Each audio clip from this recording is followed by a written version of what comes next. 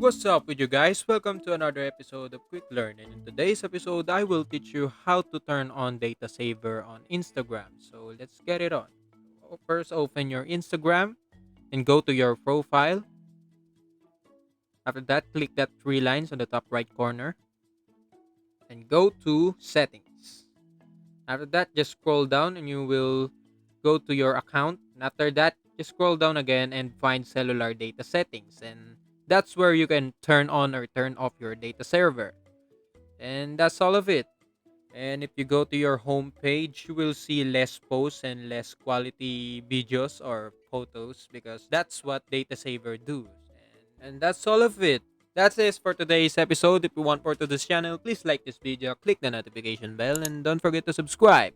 See you in the next one.